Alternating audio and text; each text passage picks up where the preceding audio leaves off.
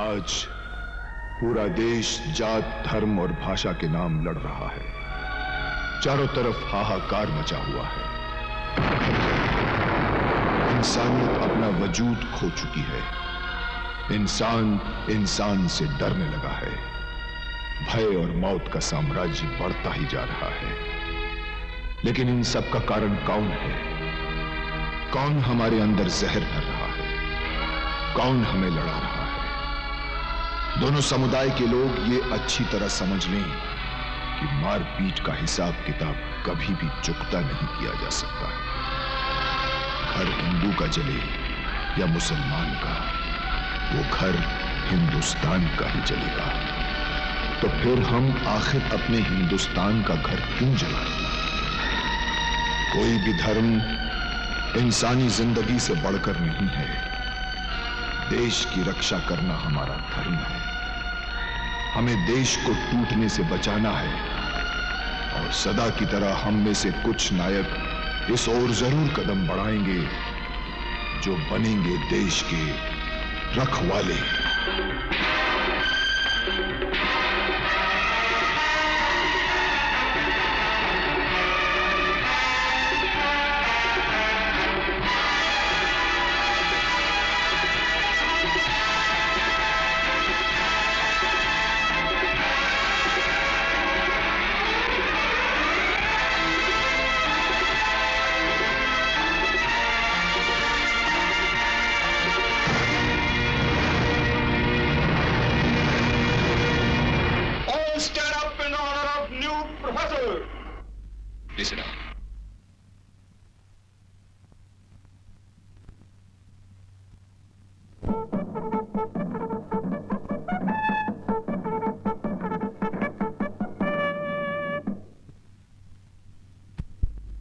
ये कौन कलाकार है जिसने हमारी तस्वीर बनाई है?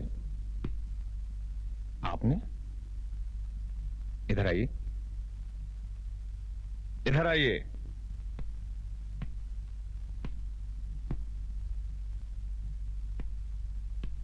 शाबाश,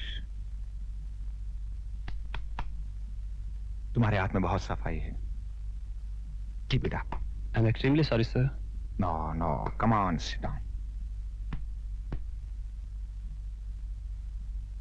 फ्रेंड्स, ये कॉलेज जहां आप लोग किताबी तालीम हासिल करने के लिए आए हैं, दरअसल में ये जगह मंदिर, मस्जिद, गुरुद्वारे और चर्च से भी कहीं ज्यादा पवित्र जगह है। यहां सही माने में इंसानी जिंदगी की बुनियाद मजबूत होती है। ये वो पड़ाव है जहां से जिंदगी का कारवां सुनहरी मंजिल की तरफ बढ़ता है। और फिर आप लोग जिंदगी के जिस दौर से गुजर रहे हैं उसमें चुहलबाजी, शरारतें, हंसी मजाक तो है ही, लेकिन इस मजाक के साथ एक हकीकत भी है। और उस हकीकत को कभी नहीं भूलना चाहिए। वो हकीकत यह है कि आपके माँ बाप ने अपने दिल में न जाने कितने सपने संजोकर आपको यहां भेजा है। उनकी उम्मीदों, उनके पैसे से कहीं ज्यादा आप लोगों का अपना सुनहरा समय है। ये अगर यूं ही गुजर गया तो आज न सही मगर आने वाले कल में आपको जरूर पछताना पड़ेगा। हमारा देश दुनिया के उन खुशकिस्मत देशों में से एक है जहां के लोगों में जोश है, हुनर है, काबिलियत है। मगर इस देश को बनाए रखने में आप लोगों का बहुत बड़ा हाथ है। कल के सुनहरे भारत की पहचान आप हैं। जैसे स्वामी विवेकानंद ने सारी मानव जाति को नई चेतना के धरातल पर लाकर खड़ा कर दिया। कवि गुरु रविंद्रनाथ टैगोर ने अपने साहित्य से हमारे देश को नई पहचान दी। जगदीश चंद्र बसु ने पेड़ पौधों पर नई खोज की। एक मजदूर किसान का बेटा लाल बहादुर शास्त्री इस देश का प्रधानमंत्री बना। हो सकता है कल आप लोगों के बीच में से कोई ऐसा महान बने। सो माय डियर फ्रेंड्स, दिल लगाकर पढ़ो, जिंदगी में अगर सही हो तो कभी किसी से मत डरो, मगर कुछ ऐसा ना करो जिससे अपने आप को शर्मिंदगी महसूस हो, ताकि सारी दुनिया फख्र से कहे, ये देखो रखवाले हैं भारत माता के।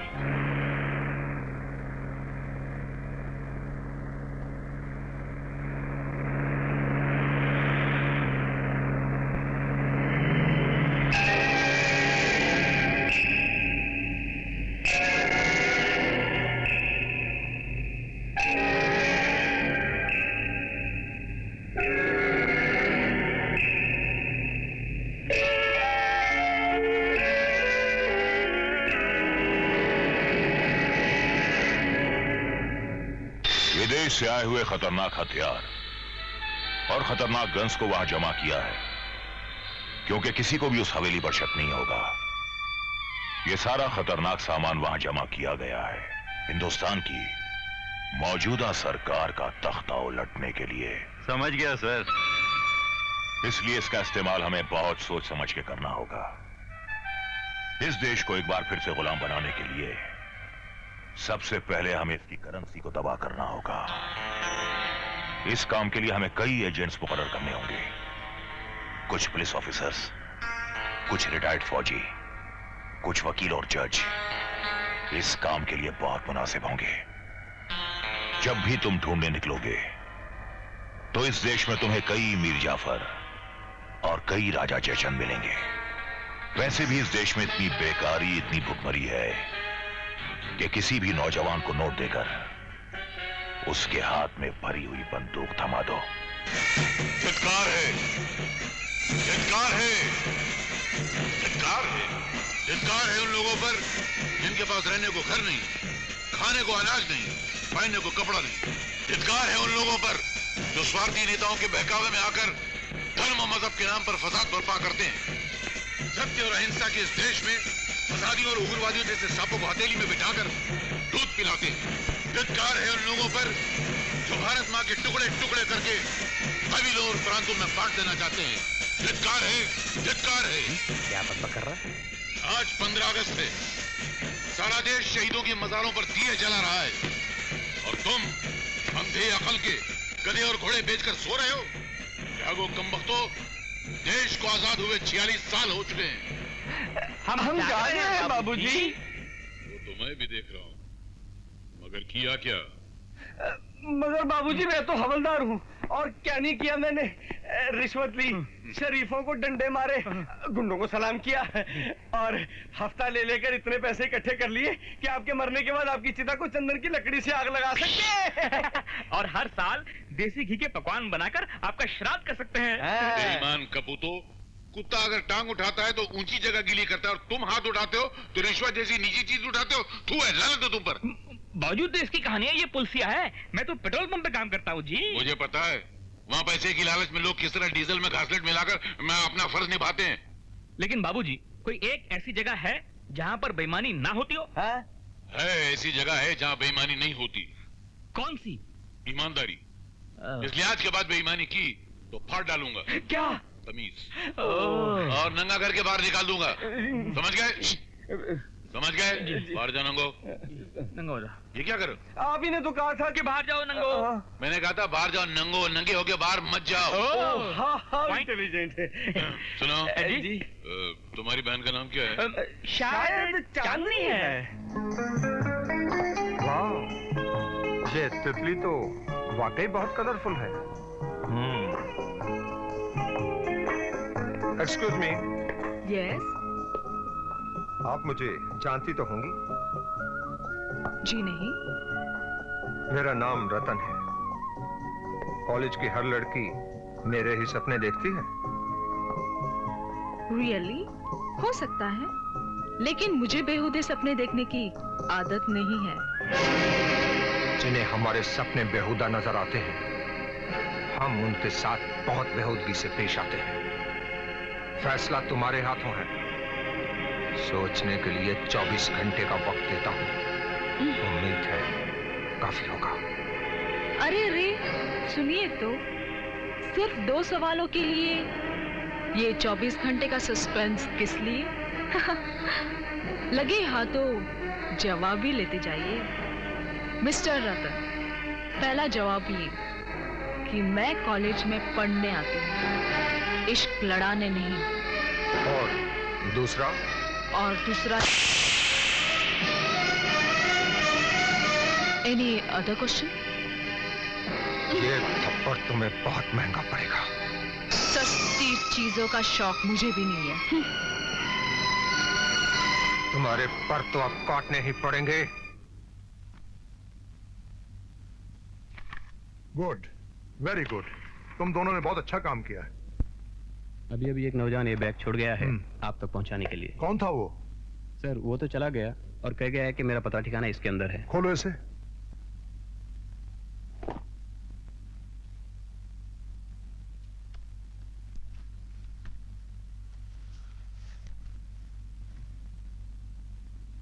ये बैग कसिनो अल्फा से लूटा हुआ माल है जो मैं सरकार की अमानत समझकर आप तक पहुंचा रहा हूं। साथ ही वादा भी करता हूं बहुत जल्द इन जहर बेचने वाले व्यापारियों को इसी तरह बोरी में बंद करके आपके दरवाजे तक छोड़ जाऊंगा। मैं कौन हूं ये जानने की इच्छा तो आपको जरूर होगी, मगर मेरी मजबूरी है सर कि मैं अभी आपका सामना नहीं कर सकता। फिलहाल मेरी पहचान के लिए इतना काफी है कि मैं एक सच्चे देशभक्त का बेटा हूं। ये वही लड़का है जो बैग दे गया?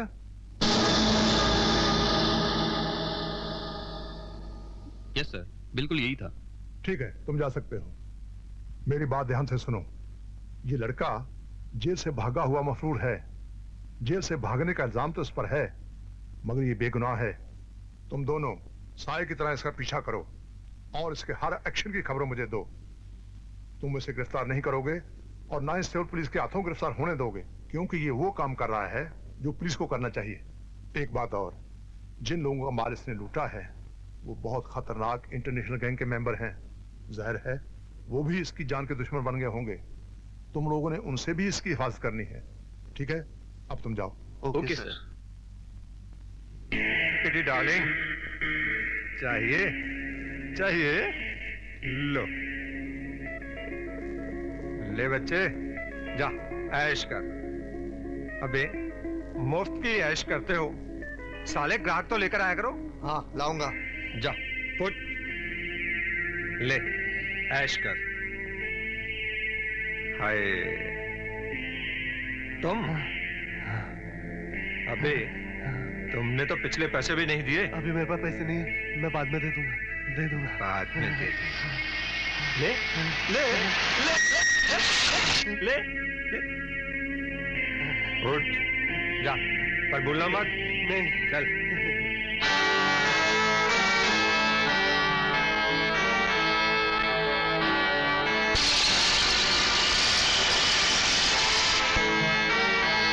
हाय हेलो, सप्लाई का काम कैसा चल रहा है?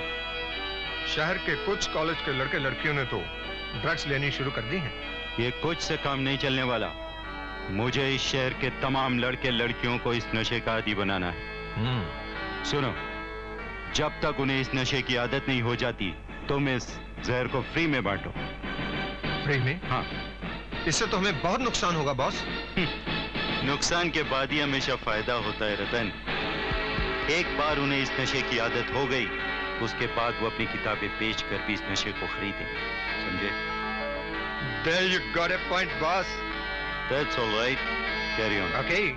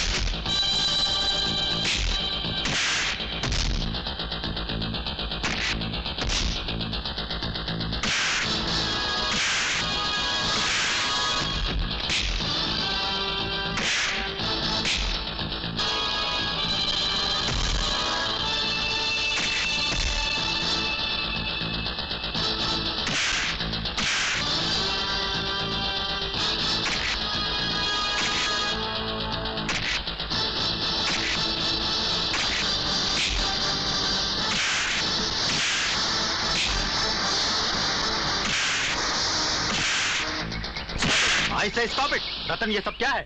सर, ये बेवजह मेरे गले पड़ रहा है। सर ये झूठ बोलता है। मैंने इसे कॉलेज के स्टूडेंट्स को ड्रग्स देते पकड़ा है। Yes sir. नहीं सर, ये झूठ है। अबे जावे, झूठ है। मुझे पहले भी तुम्हारे खिलाफ शिकायत मिली। अगर ये सच है तो मैं तुम्हें पुलिस के हवाले कर दूंगा। Come to my office. Ji.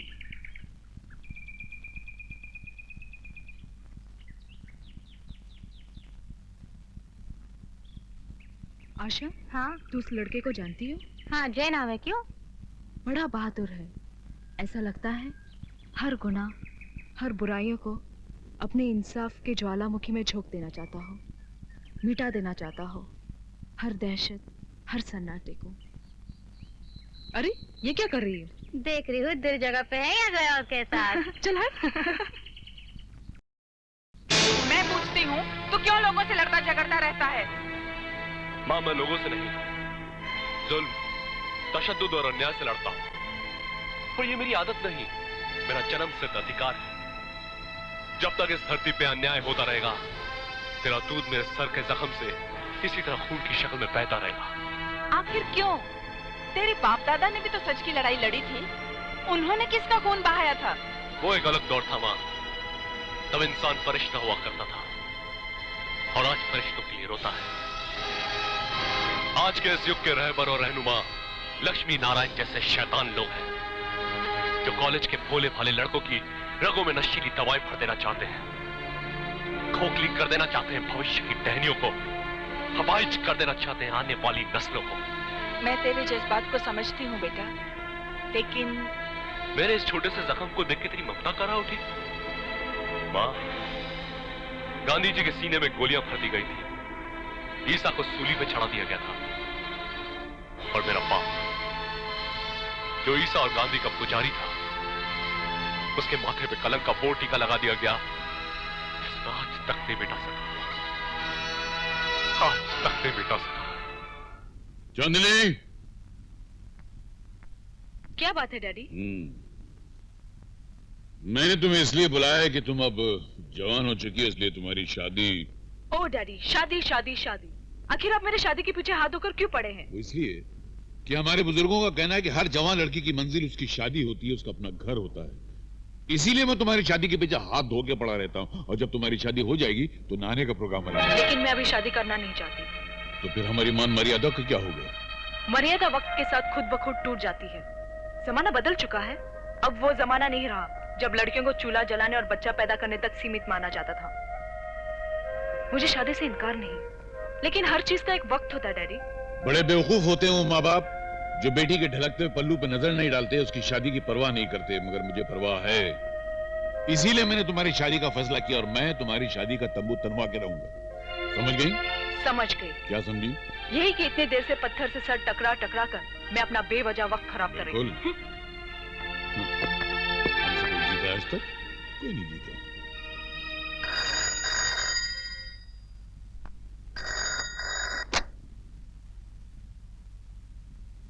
Hello. क्यों रे भड़वे, तू अपनी औकात भूल गया क्या? ये मेरा तीसरा फोन है। अगर इस बार तूने रतन को नहीं छोड़ा तो तेरी वर्दी जिसे तू अपना कवच समझ बैठा है, मेमने की खाल की तरह उतार के रख दूंगा, समझा? जी।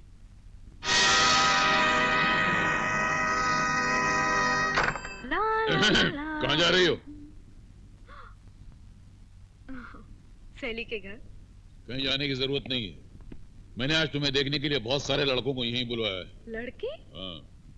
मगर डैडी, मैं अपना पसंद का लड़का देख चुकी हूँ। देख चुकी हो? हाँ, आप देखेंगे तो आप भी खुश हो जाएंगे। अगर खुश नहीं हुआ तो उनकी खाल खिंचवा के उसमें भूसा भरवा के अपने ड्राइंग रूम में जानवरों की तरह टंगवा दूंगा। कब आ रहा है? कल। कितने बजे? हाँ? हम पूछते हैं कितने बजे? 5 बजे। सुनिए। जी? देखिए, मैं जानती हूँ आप मुझे नहीं जानते, लेकिन मैं आपको जानती हूँ। हाँ तो? कुछ नहीं, बस थोड़ी सी मदद चाहती हूँ। आप चाहें तो मेरी जिंदगी बर्बाद होने से बच सकती है। क्या मतलब? मेरे पिताजी मेरी शादी कराना चाहते हैं, लेकिन मैं अभी शादी करना नहीं चाहती। इसलिए मैंने जान छुड़ाने के लिए पिताजी से झूठ बोल दिया कि मैं कॉलेज के एक लड़के से प्यार करती हूँ। लेकिन हकीकत यह है कि मैं किसी से प्यार करती ही नहीं। तो इसमें मैं क्या कर सकता हूँ? कुछ नहीं, बस मेरे प्रेमी होने का नाटक करना पड़ेगा। सॉरी। प्लीज इतना कठोर मत बनिए, मेरी जिंदगी बर्बाद हो जाएगी।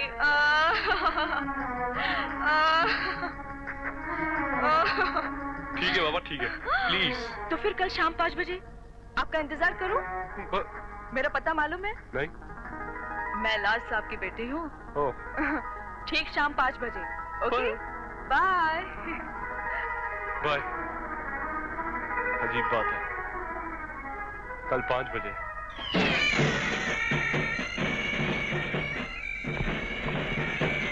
हम पागल हैं? नहीं बाबूजी। बावले हैं? नहीं बाबूजी। फिर आधा घंटे से अपने ही ड्राइंग रूम में हम क्यों कोलू के बैल की तरह टहल रहे हैं? आप टहल नहीं रहे हैं बाबूजी। आप तो इंतजार कर रहे हैं अपने होने वाले दामाद का, पागलों की तरह। बाबूजी कल तो आपकी घड़ी ने 5 बजे ही 5 बजा दिए थे, आज तो बड़ी सुस्त चल रही है। ऐसा पड़े 3 बजे, वो भी आधा घंटा बाकी है। काश, हमने ये घड़ी कोई चोर बाजार से नहीं खरीदी है। तो ये हमारे जर्मनी के दोस्त मिस्टर बटलर ने हमें तोहफे में दी। मिस्टर बटलर को मामूली आदमी नहीं है, हमारा पतलूनिया यार है। पतलूनिया यार? हाँ, जिस तरह हिंदुस्तान में लंगोटिया यार होता है उस तरह जर्मनी में पतलूनिया यार होता है। जर्मनी में लंगोटिया यार नहीं होता? नहीं, लंगोट सिर्फ हिंदुस्तान में बनती है, जर्मनी में नहीं बनती। ये तुझमें से काय की आवाज आ रही है? मुझे नहीं बाबूजी, घंटे की आवाज है, लगता वो आ गया? वापिस नहीं जाएगा, जाओ दरवाजा खोलो। दरवाजा उतर है। तुम लोग ये पट्टो, मैंने तुमको दरवाजा खोलने के लिए कहा, तुम यहाँ के कबड्डी खेलने लगे। उसको अगर पता चला कि उसके साले आधे पागल हैं, तो वो तो वहीं से भाग जाएगा। जाओ पीछे, ठहरो, मैं चिपक जाऊं। हाँ, जाओ। कब से बेल बजा रहा हूँ, सुनाई नहीं देता? आंखें क्या दिखा रहा है? जाके लाट साहब से कहो हम उनसे मिलने आए हैं। तुम्हारी आंखें खराब हैं? मैं ही लाट साहब हूँ। अरे मुझे माफ कर दीजिए लाट साहब, मुझे माफ बिल्कुल कर नहीं। दीजिए, जो इंसान वक्त की कदर नहीं करता, वो हमारी बेटी की कदर क्या खाक करेगा? सही कह रहे हैं आप सर, मैं कोर्ट मार्शल का हकदार हूँ। मगर मेरी लेट आने का कारण नहीं पूछेंगे आप? अवश्य पूछेंगे, क्यों लेट आए तुम? सर मैं किसी उचक्के लफंगे पाजी से मिलने तो नहीं आ रहा था। मैं तो आप जैसी महान हस्ती से मिलने आ रहा था, इसलिए 2 मिनट तो मुझे हिम्मत जुटाने में ही लग गए। सचमुच जैसा सुना था वैसा ही पाया, धन्य है। सुना था? तो क्या बाहर भी हमारे चर्चे हो रहे हैं? चर्चे? अजी कहाँ मिलते हैं आप जैसे जियाला जिंदा दिल बहादुर। आपकी लाल बा कमाल पुरजमाल भाई की तत्व की ताप तो नवाब सिराजुद्दौला भी नहीं ला सकते। अरे आपको देखते ही नवाबी मतन छोड़ देते। हम बहुत खुश हुए। हाँ। ये नवाब सिराजुद्दौला थे कौन? पता नहीं, इतिहास देखना पड़ेगा। नमस्ते नमस्ते। ये कौन है? ये दोनों, ये सत्य, ये अहिंसा, ये मंदबुद्धि, ये आधा पागल। खैर मतलब की बात करो, जहेज की तमन्ना तो नहीं ना? जहेज ना मैं लेता हूँ ना देता हूँ, बल्कि उनकी मैयत में भी नहीं जाता हूँ। हम कहाँ थे? मैयत में। मैयत। हाँ, तो चांदनी तुम्हें पसंद है? जी हाँ।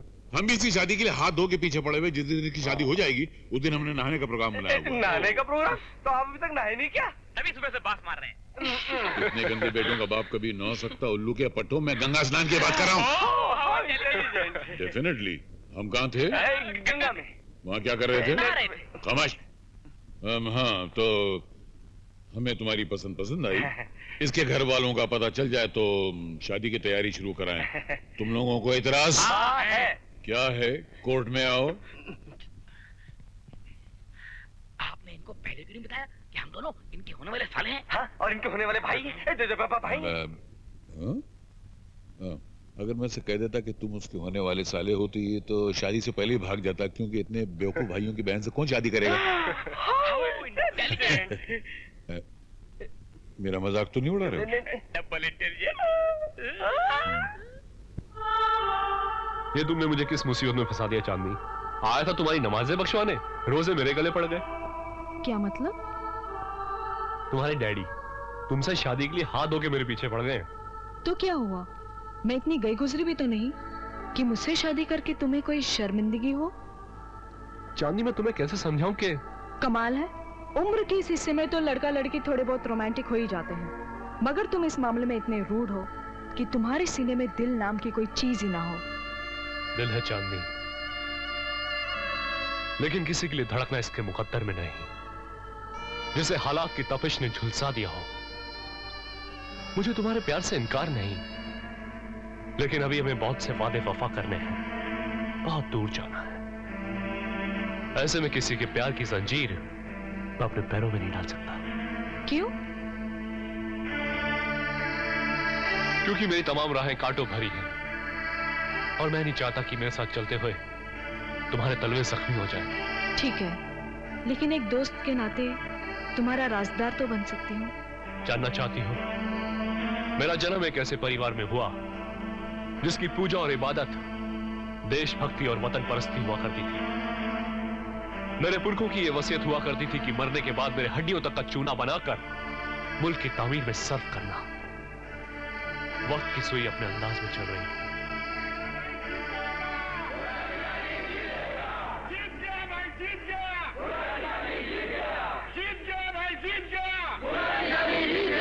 सत्यनारायण शर्मा, सत्यनारायण शर्मा, सत्यनारायण शर्मा, सत्यनारायण शर्मा, सत्यनारायण शर्मा, सत्यनारायण शर्मा, सत्यनारायण शर्मा।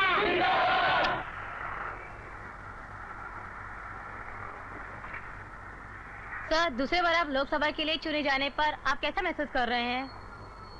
बिल्कुल वैसे जैसे फिरंगियों के चले जाने के बाद भारतवासियों ने महसूस किया था। सर, इस बार इलेक्शन आपने 3 लाख वोटों से जीतकर ओपोजिशन की जमानत जब्त करवा दी।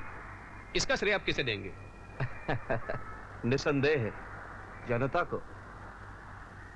तो इस बार आप जनता के लिए क्या करने वाले हैं? जो करते हैं वो जताया नहीं करते। हमारी सरकार जो कुछ भी करेगी आप खुद देखेंगे। Sir, one more question please. फिर कभी आओ बेटे। दीनदयाल जी, मैंने आपसे पहले ही कहा था कि मुझे इलेक्शन में खड़ा मत करो, जमानत जब्त हो जाएगी, लेकिन आप माने ही नहीं। अरे भाई, नाम बदल देने से कोई चेहरा थोड़ा ही बदल जाता है? लक्ष्मी नारायण, तुम्हारी गुंडागिरी और दादागिरी को देखते हुए ही मैंने तुम्हें लक्ष्मी नारायण से जेके बनाकर तुम्हें टिकट दिलवाया। सोचा लोग तुम्हारी दादागिरी और गुंडागिरी से डर कर तुम्हें वोट देंगे, लेकिन अरे भाई, डरा धमका कर ही वोट लेने थे तो आप खुद ही खड़े हो जाते। अब कहाँ मैं चरस गांजा बेचने वाला और कहाँ आप सोने चांदी के स्मगलर। हमसे ज्यादा तो लोग आपसे डरते हैं। डरते हैं, डरते हैं। लेकिन मैं इस कमीने सत्यनारायण से डरता हूं। ये आदमी बिल्कुल सच्चा है और सच्चे आदमी हीरे की तरह होते हैं। गले में पड़ जाए तो हाथ, गले से नीचे उतर जाए तो तलवार। मैं कुछ समझा नहीं। ये सत्यनारायण मेरा जानी दुश्मन है। अरे क्या दीनदयाल जी, आपकी ये पॉलिटिक्स कुछ मेरी समझ में नहीं आती। आप कहते हो सत्यनारायण आपका जानी दुश्मन है और दूसरी तरफ आपकी धर्मपत्नी अक्सर उनकी धर्मपत्नी से मिलती है। क्या? हाँ। पूरे महीने बर्बाद आई हो। क्या करूं सावित्री, वक्त ही नहीं मिलता। वक्त नहीं मिलता या भाई साहब नहीं छोड़ते? वो क्या मुझे पकड़ के रखेंगे? अरे उन्हें तो पॉलिटिक्स से ही फुर्सत नहीं मिलती। ये निगोड़ी पॉलिटिक्स नहीं हुई, मेरी सौतन हो गई। सावित्री। नमस्ते भाई साहब। सावित्री जरा अंदर आओ। जी। शोभा, तुम बैठो, मैं अभी आती हूँ। नहीं सावित्री, अब मैं चलूंगी, काफी वक्त हो गया है। बैठो ना, इतने दिन के बाद तो आई हो। फिर कभी, अब मैं चलूंगी। अच्छा, लेकिन आना जरूर। जरूर। अच्छा, चलती हूँ। ठीक है।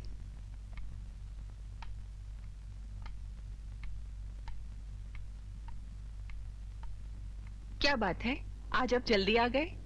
सावित्री, उसे किस लिए बुलवाया था? शोभा मेरे बचपन की सहेली है। सहेली? वो दीन दयाल जो हर वक्त मुझे डसने की फिराक में लगा रहता है, उस जहरीले नाग की नागिन तुम्हारी सहेली कब से हो गई? कैसी बातें कर रहे हैं आप? शोभा को तो मैं अच्छी तरह जानती हूँ। कुछ नहीं जानते हो तुम। तुम्हारी सहेली का पति, जिसका नाम दीन दयाल है, यूं तो वो अपने आप को बहुत बड़ा लीडर समझता है, लेकिन उसके जैसा जलील और कमीना आदमी हिंदुस्तान में नहीं मिलेगा। इस शहर में ऐसा कोई भी काला धंधा नहीं है जिसमें वो बराबर का हिस्सेदार नहीं। तुम क्या समझती हो? उसकी बीवी यहां तुम्हारी मोहब्बत में आती है?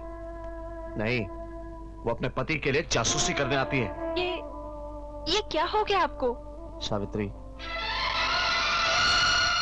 तुम मेरी पत्नी हो और मेरी तरह आजाद रहने का तुम्हें भी पूरा हक है, लेकिन ऐसा कभी ना होने पाए जिससे मेरी मान, मर्यादा या चरित्र पर समाना उंगली उठाए।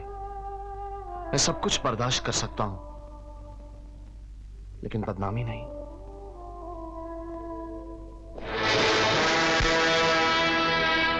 क्या जरूरत थी उसके घर जाने की? जिस आदमी ने मेरा पॉलिटिकल कैरियर तबाह करके रख दिया, उसकी बीवी से इतनी हमदर्दी क्यों है? कैसी बातें कर रहे हैं आप? सावित्री मेरी सहेली है। लेकिन क्यों? इस 90 करोड़ के हिंदुस्तान में मेरे दुश्मन ही मिले थे दोस्ती करने के लिए। इस शहर में आपका कौन दुश्मन नहीं है? हर किसी से तो आपको शिकायत है। तुमसे नहीं थी, लेकिन अब लगता है कि तुम्हारा भी ख्याल रखना पड़ेगा मुझे। कोई जरूरत नहीं, मैं खुद ही उससे मिलना बंद कर दूंगी। बंद कर दो। मुझे आपकी बस्ती में तेल का व्यापार करना अच्छा लगता है, पानी का नहीं। अगर सत्यनारायण से मेरी सुलह हो गई तो ये मेरी जीत नहीं, सबसे बड़ी हार होगी, समझी?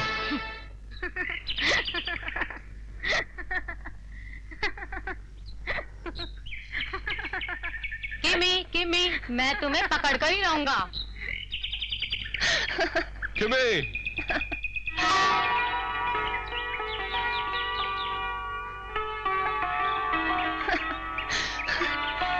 जय। लो, आखिर पकड़ ही लिया तुम्हें अपनी बाहों में। कब तक पकड़े रहोगे? जिंदगी भर। जय, ऐसे लगता है जैसे हमने पल भर में ही बचपन से जवानी में कदम रख दिया हो। नहीं, मुझे तो बरसों का फासला नजर आता है। वो कैसे? बचपन में हम मिलते थे, क्यों मिलते थे मालूम नहीं, तब भी हम एक दूसरे को पसंद करते थे। क्यों करते थे मालूम नहीं। बचपन से जवानी तक आते आते हमारी मासूम भाषा को एक शब्द मिल गया। एक शब्द? कौन सा शब्द? उसे प्रेम कहते हैं। तुमने तो मेरे होठों की बात छीन ली। अब होठों से बात करें? हमारे होठों के बीच एक दीवार है। सदियों से प्यार करने वाले दो दिलों ने न दुनिया की परवाह की है न करेंगे।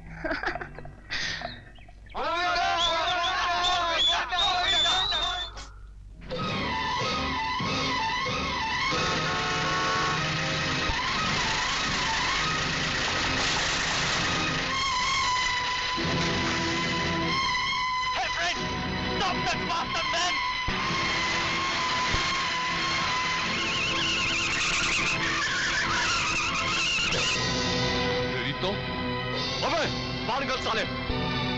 अबे ओ हीरो, हटाइए अपनी साबुनदानी। बॉस्टर्ड, नहीं तो साबुन समेत कुचल डालूंगा। बच्चा मर जाता तो? उसकी जान की कीमत चुका दी जाती, और क्या? जान की कीमत? हाँ, गरीबों को औलाद से ज्यादा पैसा अजीज होता है, और मैंने ऐसे सौदे बहुत किए हैं। तेरे सौदे की माँ की आंख। ए सुन, ये सड़क है, कोई स्टूडियो नहीं जहाँ तेरी हीरोगिरी चलेगी। जा जा अपना काम कर। मैं अभी कोई महलों से निकल के हीरो नहीं बना, पहले सड़क छापी था। मेरा गांव का नाम सुना है?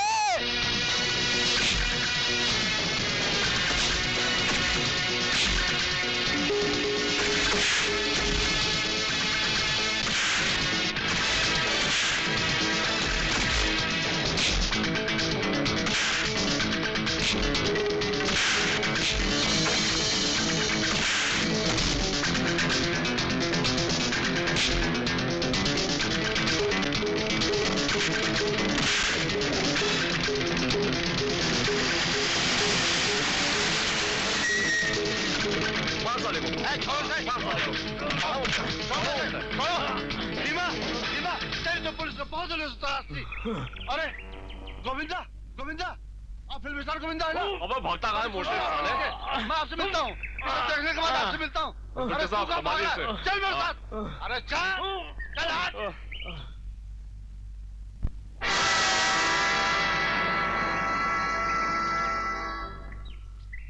क्या मुसीबत थी यार?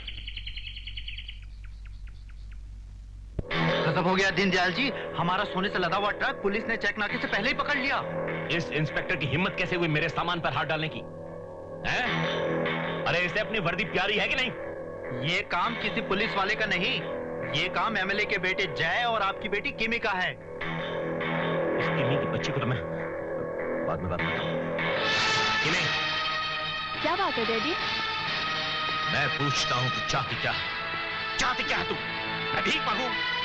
फुटपाथ पर आ जाऊँ, खुदकुशी कर लूँ? मैं क्या क्या करूँ मैं? क्या हुआ आपको? क्यों नाराज हो रहे हो? 25 साल हो गए हैं शादी को।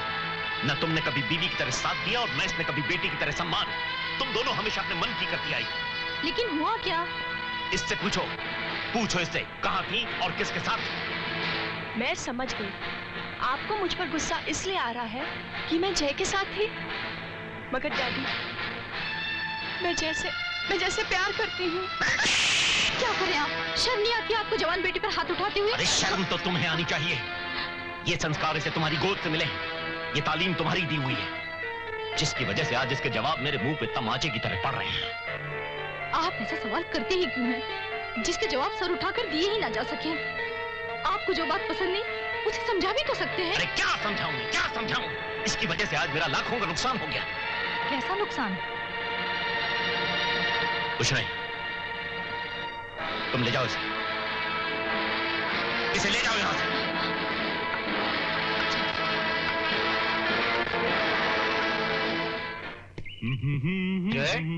जी पिताजी। बेटा मैंने सुना है तुमने भीमा को ड्रग्स के साथ पकड़कर पुलिस के हवाले कर दिया। ये सच है पिताजी। मुझे फख्र है कि तुम मेरे बेटे हो। भीमा के पीछे किन लोगों का हाथ है अब पता चल जाएगा। मुझे नहीं लगता पिताजी वो इतनी आसानी से सब कुछ उगल देगा। बेटे, अश्विनी कुमार की जेल में पहुंचने के बाद गूंगे मुजरिम भी बोलने लगते हैं। तो भीमा उस कैदी का नाम है जो जेल को अपनी रियासत और खुद को शहंशाह समझता है। और मिस्टर अश्वनी, अब उससे मत उलझिएगा। उससे उलझना मुसीबत को बुलावा देना है और अपनी इज्जत को खतरे में डालना है। अब घबराइए नहीं, मेरे साथ ऐसा कुछ नहीं होगा। फिर भी मैंने आपको सब कैदियों के बारे में जानकारी दे दी है। Thank you very much. Wish you best of luck. Havildar. Yes sir. सारे कैदियों से कह दो कि खाना खाने के बाद मुझे आकर मिले। जी। भीमा।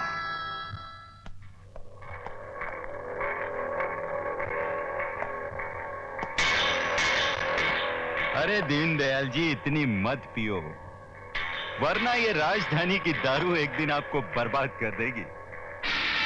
देखे मैं बहुत परेशान हूं, बहुत परेशान। तुम जानते हो तुम्हारे अलावा मैं किसी से अपनी परेशानी कह नहीं सकता। क्या बात है? मेरी एक फाइल सत्यनारायण के हाथ लग गई है। तुम जानते हो उससे मेरी जाती दुश्मनी है। अगर कहीं उसने ये फाइल पुलिस को सौंप दी तो मैं बर्बाद हो जाऊंगा। फांसी लग सकती है मुझे, फांसी। इतनी सी बात है? तुमने तो कह दिया, बस इतनी सी बात। तुम नहीं जानते, सांप के मुंह से मेढकी निकालना आसान है, लेकिन सत्यनारायण के कब्जे से फाइल निकालना बहुत मुश्किल है।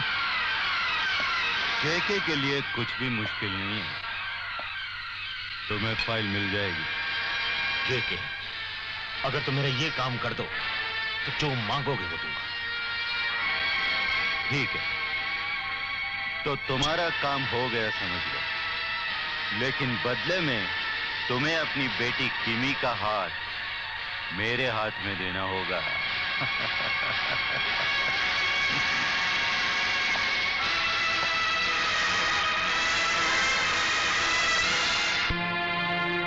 ठीक है, मुझे मंजूर है, लेकिन मुझे फाइल चाहिए। Okay DD, now relax. JK's work is always okay. Good night.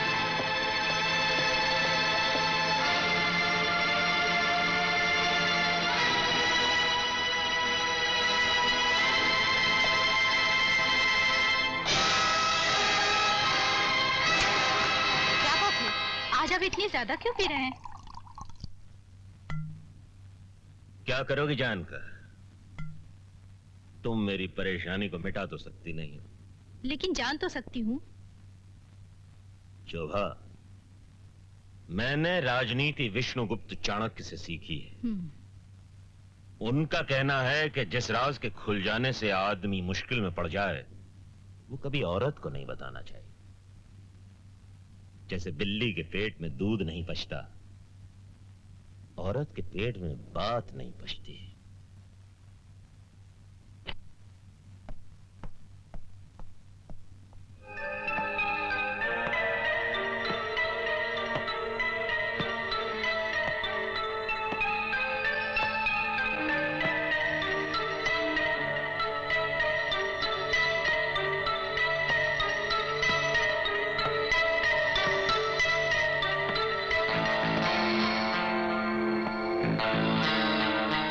लोगों में से भीमा कौन है? मैं पूछता हूं, तुम लोगों में से भीमा कौन है? साहब, भीमा अपने आराम खाने में है। तो जुआ अभी तक बिल से बाहर नहीं आया।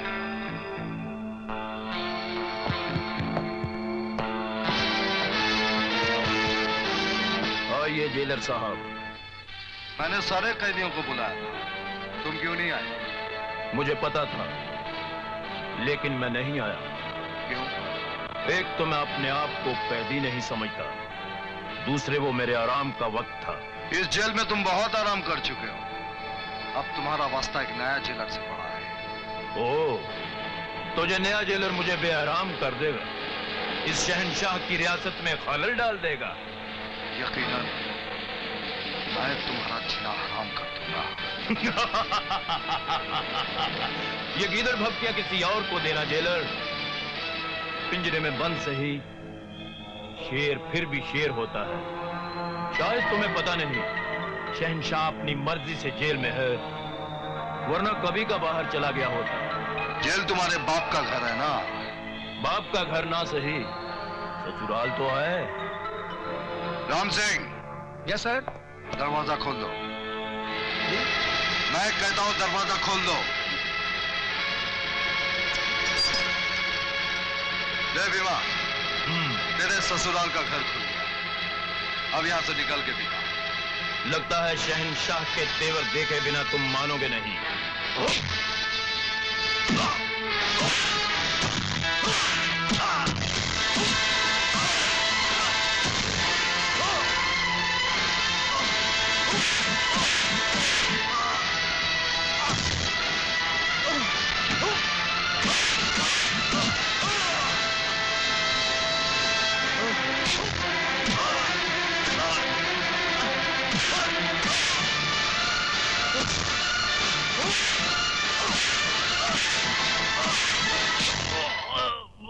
बस तुम्हें इस नए जेलर का तेवर पसंद आया होगा। आइंदा इस वर्दी की शान में गुस्ताखी करने की कोशिश मत करना। नहीं। और एक अच्छा इंसान बनने की कोशिश करना। जी। ये जेल एक सुधारगाह है, यहाँ तुम जैसे समाज के बाहर के आदमी को सुधार के फिर से समाज में जीने के काबिल बनाया जाता है, और इस बात को भूलना नहीं।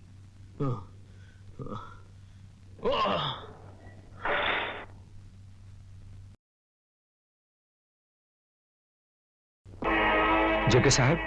हाँ, रतन, जब तुम्हें पहली बार जेल हुई थी, उस वक्त भी मैंने तुम्हें जेल से छुड़ाया था, और इस बार भी तुम्हें जेल से छुड़ाने वाला मेरे सिवा और कोई नहीं। आप ठीक कहते हैं जेके साहब। हाँ। मेरे पिताजी को पता है कि मैं जेल में सड़ रहा हूं, पर वो नहीं आए और आएंगे भी नहीं। जानते हो किस लिए? सत्यनारायण की वजह से। सत्यनारायण जो आज के इस कलयुग में भी सत्यवादी राजा हरिश्चंद्र बना हुआ है, और तुम्हारा बाप जो उसका पीए है, उसी के साथ रह रह के उसने भी देशभक्ति का स्वांग रचा हुआ है। अब तुम्हें जेल हो या फांसी, वो अपनी सत्यवादिता और देशभक्ति पर आंच नहीं आने देंगे। पर मैं इन सलाखों के पीछे और नहीं रहना चाहता। क्या करूं अब? मैं तुम्हें जेल से छुड़ाऊंगा, लेकिन उसके बदले में तुम्हें मेरा एक काम करना होगा। आप हुक्म कीजिए जेके साहब, आप हुक्म कीजिए। तुम्हें सत्यनारायण की तिजोरी से एक लाल रंग की फाइल चुराकर मुझे देनी होगी। सत्यनारायण के घर से फाइल चुराकर? पर कैसे? सिंपल। तुम्हारा बाप सत्यनारायण का पर्सनल असिस्टेंट है, और सत्यनारायण को अपने ईमान से भी ज्यादा तुम्हारे बाप पर यकीन है। सत्यनारायण की तिजोरी की चाबियां तुम्हारे बाप के पास होती हैं। तुम्हें वो चाबी चुराकर सत्यनारायण की तिजोरी से वो फाइल चुरानी होगी, और उसकी जगह एक ऐसी चीज रखनी होगी जिसकी वजह से सत्यनारायण को तुम्हारी तरह जेल हो जाए। ठीक है, आपका काम हो जाएगा।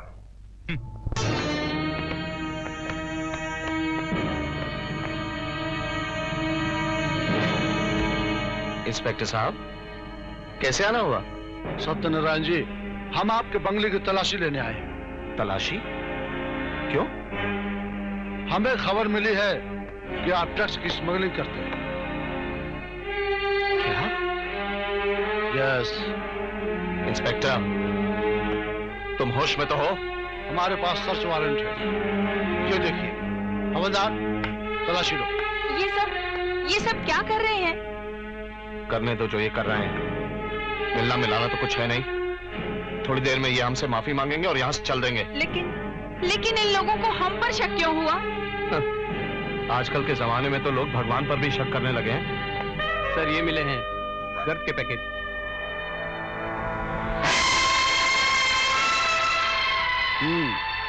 तो मेरा शक सही निकला।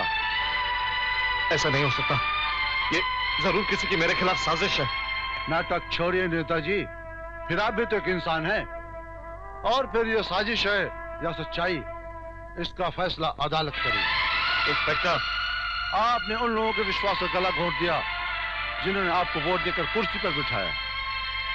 आज आपने साबित कर दिया कि एक नेता कुर्सी के सिवा किसी का नहीं होता।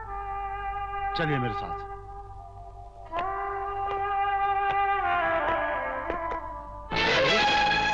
सत्यनारायण पकड़ा गया? जी हाँ, और वो भी सबूत के साथ। आओ जे के आओ। भाई, तुमने तो मेरी मनोकामना पूरी कर दी। अब उससे उम्र कैद की सजा से कोई नहीं बचा सकता। उम्र कैद? मैं तो उसे फांसी दिलाऊंगा। फांसी? क्या? फांसी हो सकती है? क्यों नहीं? फैसला मेरे ही पक्ष में हो, इसलिए मैंने पुलिस और वकील को रिश्वत का निवाला खिला दिया। और एक बार रिश्वत खाने के बाद ये कानून के रखवाले ईमानदारी की डकार नहीं, बेईमानी की हिचकी लिया करते हैं। क्या बात है जी, क्या बात है। आज मैं तुम्हें राजधानी की दारू पिलाऊंगा, वो भी ताजे अंगूर के साथ। क्या बात है डीडी साहब, अंगूर की बेटी और वो भी अंगूर के साथ। योर ऑनर, ये इंसान की शक्ल में शैतान और भेड़ की खाल में वो भेड़िए हैं जो इंसानियत के सुनहरे वक्त को दीमक की तरह चाट जाना चाहते हैं।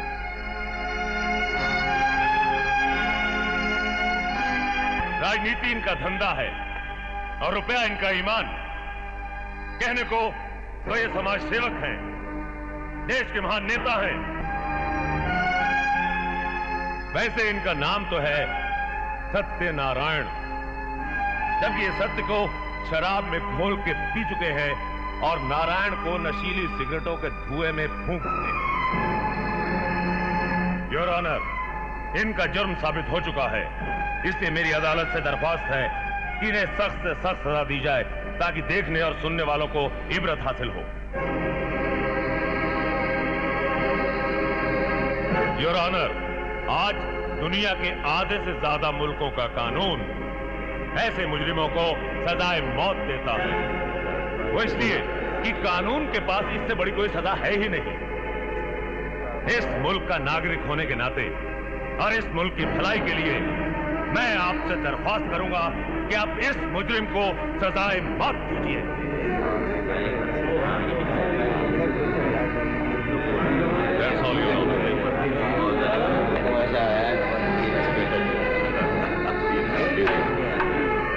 Order order. मिस्टर सत्यनारायण, आप अपनी सफाई में कुछ कहना चाहेंगे? जज साहब, ये तमाम इल्जाम जो कीचड़ की तरह मेरे बेदाग दामन पर उड़ेल दिए गए हैं, ये सब झूठ है, बेबुनियाद है। मिस्टर सत्यनारायण, क्या आप कोई गवाह या सबूत पेश कर सकते हैं? नहीं जज साहब, मेरे पास ना तो कोई ठोस सबूत है और ना ही कोई सच्चा गवाह।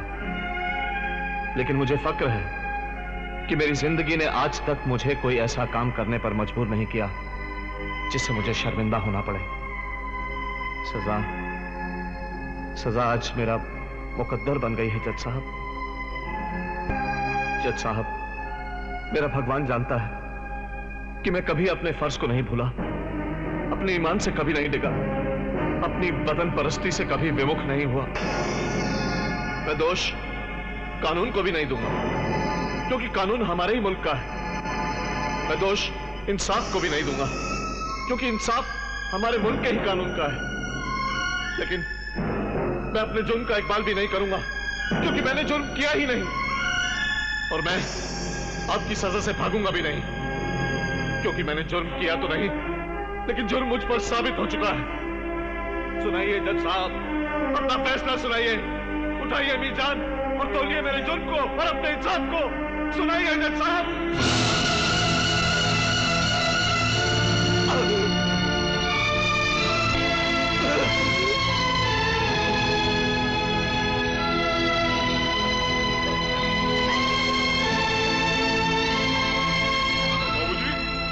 बाबूजी, बाबूजी, बाबूजी!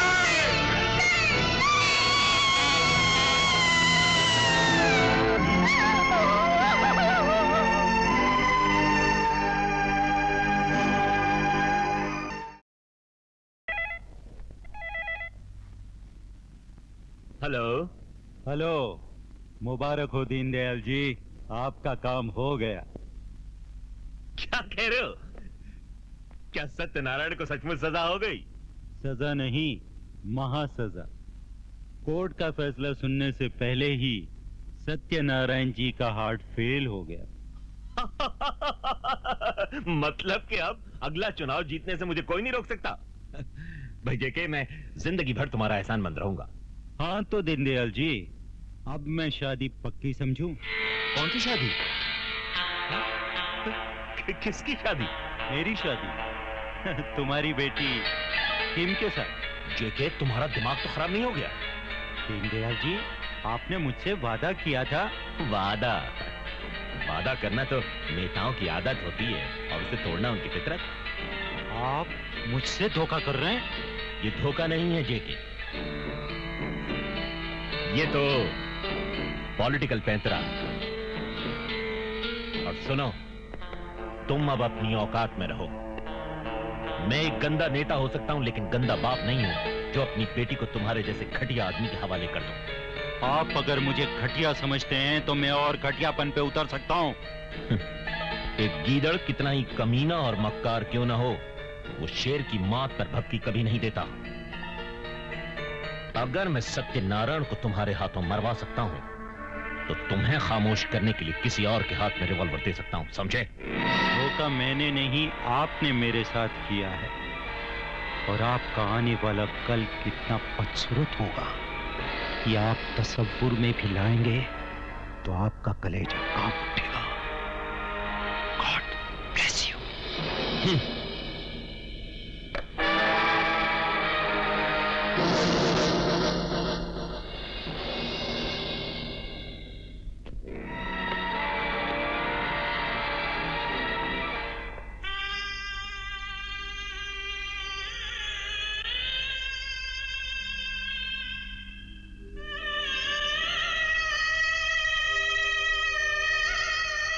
माँ, मुझे लगता है जिसने पिताजी की अलमारी से फाइल चुराई होगी उसी ने उसमें स्नैक्स रखे होंगे।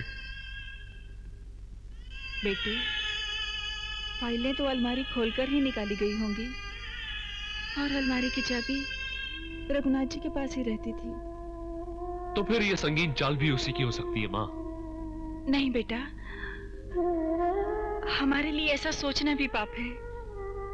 तुम नहीं जानते, तुम्हारे पिताजी को अपने से ज्यादा भरोसा रघुनाथ जी पर था।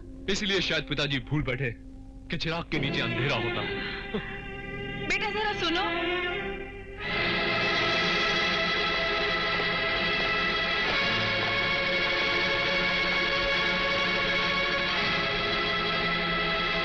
तुम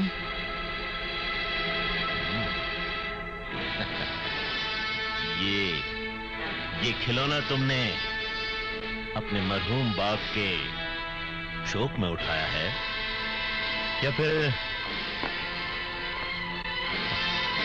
अपनी मां के बेवा होने के गम में?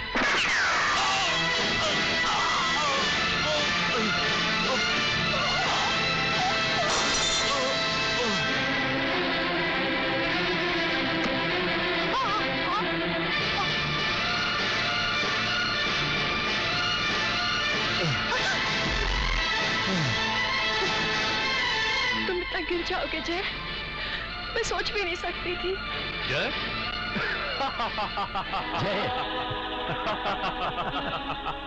ये जय नहीं है, लेकिन हाँ, तुम्हारी माँ की नजर में तुम्हारे बाप का खूनी जय ही है।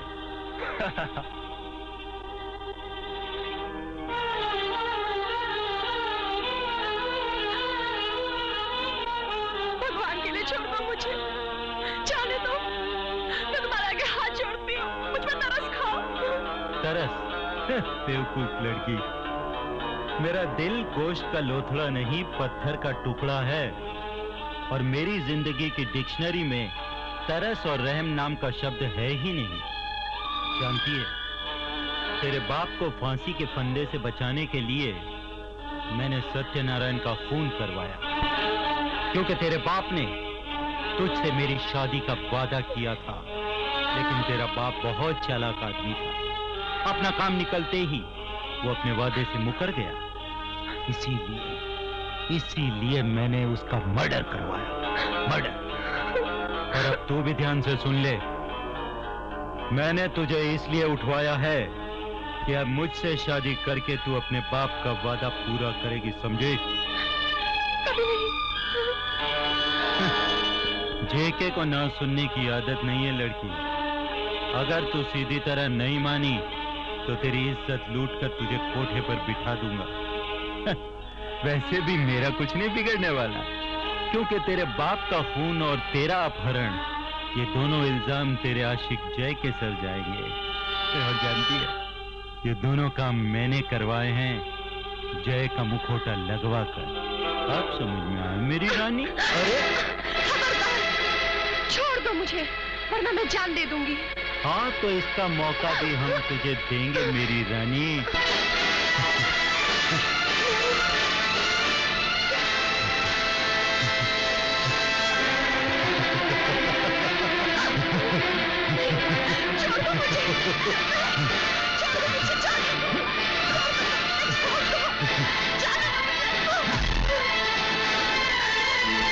मैं कहती हूँ आगे मत आना, आगे मत आना, वरना मैं अपने आप को चाकू मार लूंगी, मैं अपनी जान दे दूंगी। मैं कहती हूँ रुक जाओ, रुक जाओ, प्लीज,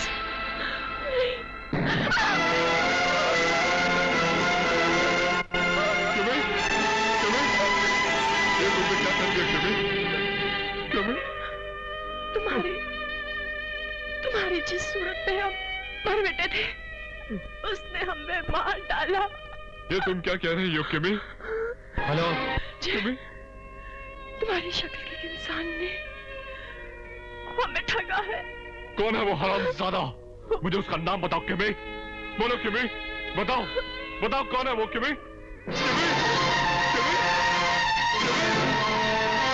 किमी?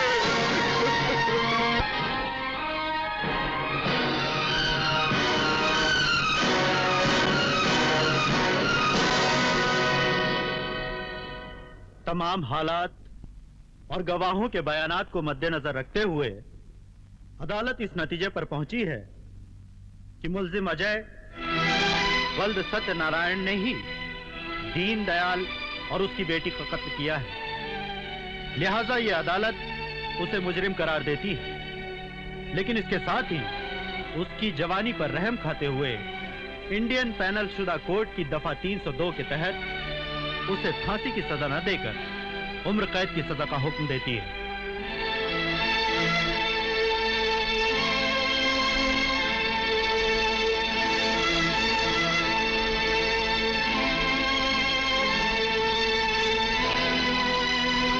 नहीं मां, इन आंसुओं को संभाल कर रखो। ये मोती इस तरह लुटाने के लिए नहीं है। अगर सच्चाई का वजूद इस दुनिया में है तो मैं अपने पिता की मौत का बदला जरूर लूंगा। उनके नाम पे लगा हुआ कलंक मैं देशद्रोहियों के खून से धोऊंगा। अपने खून पे विश्वास रख मां, मैं इससे पहले मरूंगा नहीं।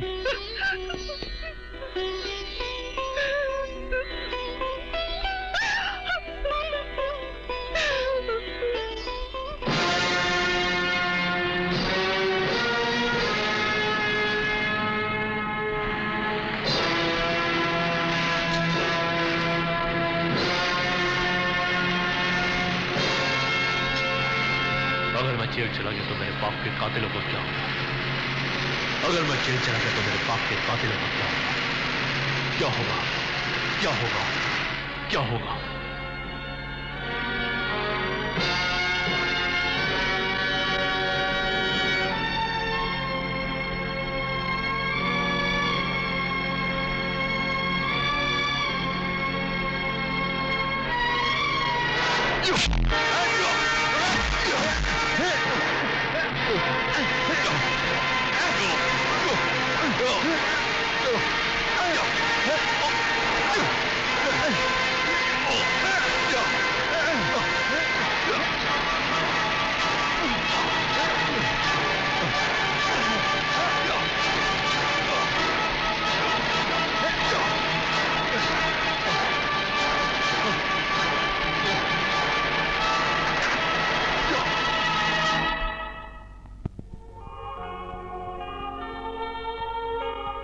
यही है मेरा सफर।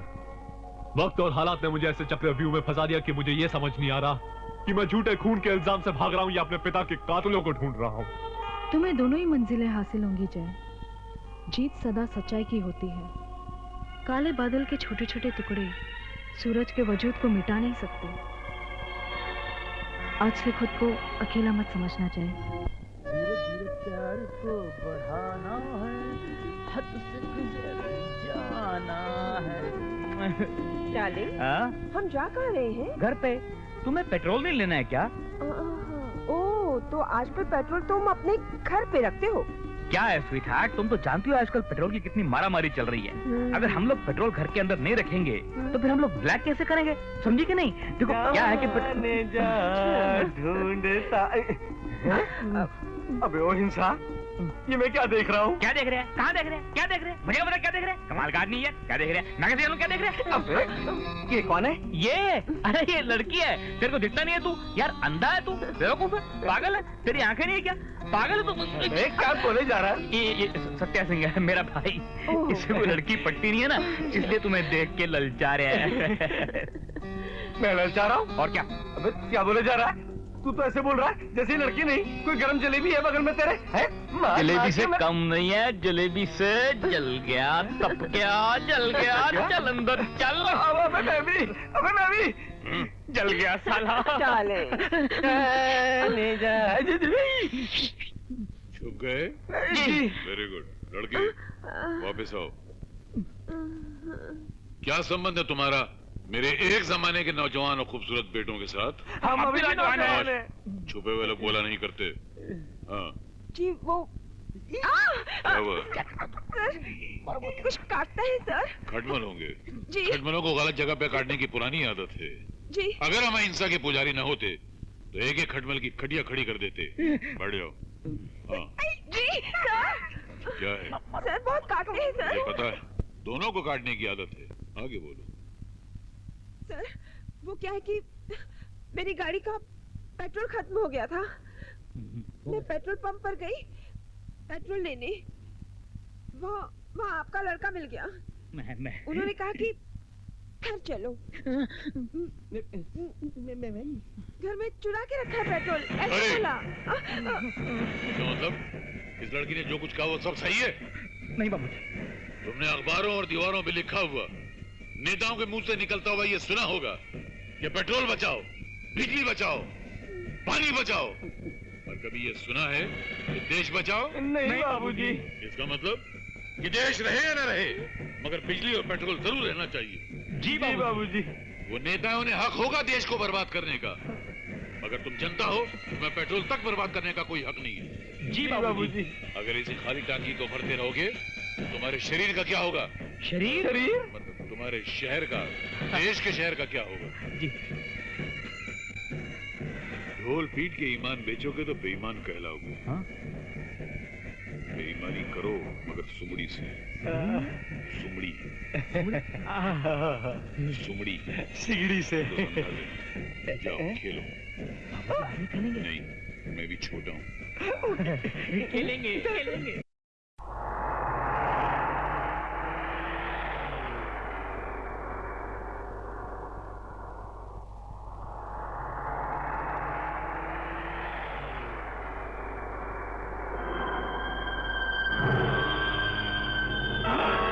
ये कौन गिरा हुआ?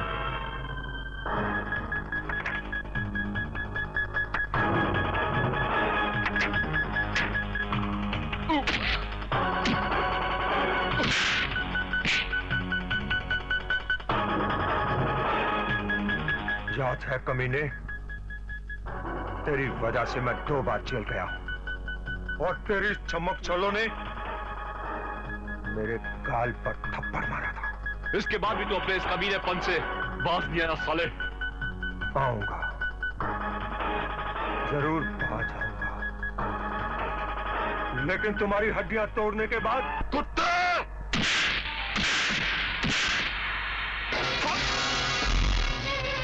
मारो हरामजादे को!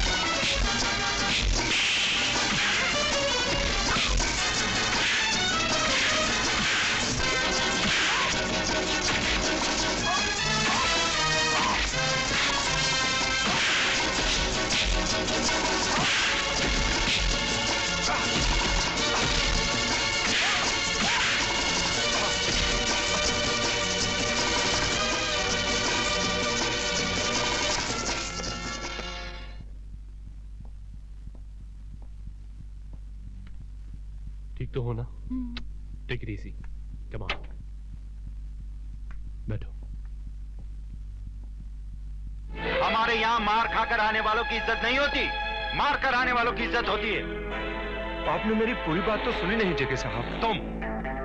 तुम्हारी ड्यूटी है कॉलेज के लड़के लड़कियों तक हमारा माल पहुंचाना, उनको नशे का आदी बनाना, और तुमने क्या किया?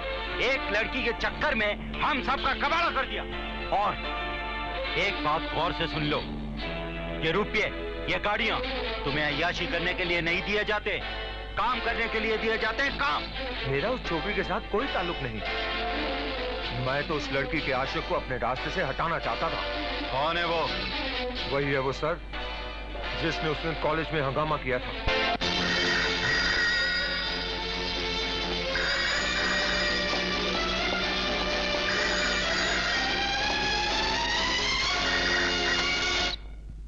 हेलो, या number 3 reporting sir. Yes, number 3 here sir. मैं हैरान हूं कि अब तक तुम छोटे मोटे कीड़े मकोड़ों को मसलने की बात कर रहे हो कि अब हाई कमांड पूरे हिंदुस्तान पर हुकूमत करने का प्लान बना चुके हैं। तुम्हारे जिम्मे सिर्फ एक छोटा सा काम दिया गया था, मगर तुम इतने नाकारा साबित हुए कि पूरा देश तो क्या अब तक उसके 4 मेट्रोपॉलिटन शहरों को कवर नहीं कर सके तुम। नहीं नहीं सर, मुझे थोड़ी सी मोहलत और दीजिए। मैं अपने काम से हाई कमांड को खुश कर दूंगा सर। हाँ, हमारी सारी तैयारियां पूरी हो चुकी हैं। सिर्फ उस मुबारक दिन और उस शुभ घड़ी का ऐलान करना बाकी है, समझ गए? Okay okay sir.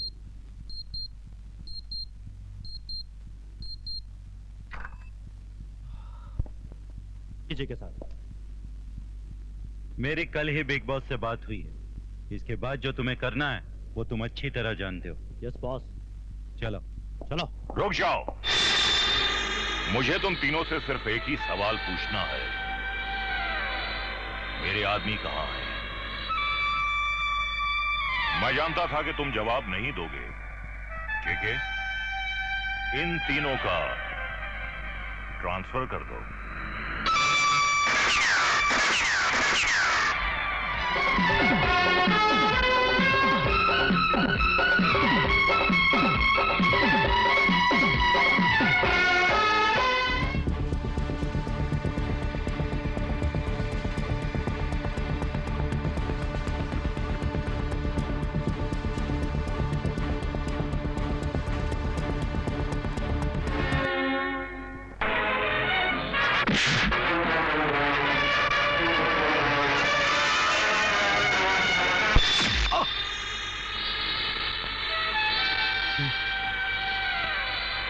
बॉस, मैं अभी मरना नहीं चाहता। हाई कमांड को 5 करोड़ के नुकसान का कोई गम नहीं है। उनके लिए 5 करोड़ ऐसे हैं जैसे तुम्हारे लिए 5 रुपए। उन्हें गम है तो सिर्फ अपनी शिकस्त का, जो तुम्हारी वजह से उन्हें नसीब हुई। एक बार मुझे माफी दिलवा दीजिए सर, मैं इस शिकस्त को फतेह में बदल दूंगा। मुश्किल है। हाई कमांड का यह ख्याल है कि हिंदुस्तान तुम्हारे बस का रोग नहीं। उन्होंने तुम्हें हिंदुस्तान का इलाका सौंपकर बहुत बड़ी गलती की है। आज हाई कमांड ने पूरी दुनिया कवर कर ली है। और दूसरी बात यह है कि अब तक हिंदुस्तान के 50% नौजवानों को तुम नशे का आदी नहीं कर सके। यहां तक कि अपने धंधे के लिए तुम सही एजेंट्स नहीं ढूंढ सके। और इससे भी बड़ी बात यह है कि तुम शमशेर सिंह की नजरों में आ गए हो। आज उस तक तुम्हारा नाम पहुंचा है, कल उसके हाथ तुम्हारी गर्दन तक पहुंच जाएंगे। इसलिए हाईकमांड का यही ख्याल है कि अब तुम्हारा ट्रांसफर हो जाना बहुत जरूरी है। सर, वैसे तो आप अच्छी तरह जानते हो कि हिंदुस्तान की जनता बेवकूफों की हद तक ईमानदार और देशभक्त है। और यह बात तो हाईकमांड को भी माननी पड़ेगी कि सारी दुनिया को कवर करना आसान है, लेकिन हिंदुस्तान को गुलाम बनाना मुश्किल है। जिस देश की मिट्टी ने सुभाष चंद्र बोस, लाला लजपत राय, शिवाजी और चंद्रशेखर जैसे सपूतों को जन्म दिया, जिस देश ने महात्मा गांधी, पंडित जवाहरलाल नेहरू, जयप्रकाश और शास्त्री जैसे लीडर दिए, उन सब के किए कराए पर पानी फेरने में थोड़ा वक्त तो लगेगा ही। और सर, आप तो अच्छी तरह जानते हो कि मेरी कोशिशों में कोई कमी नहीं।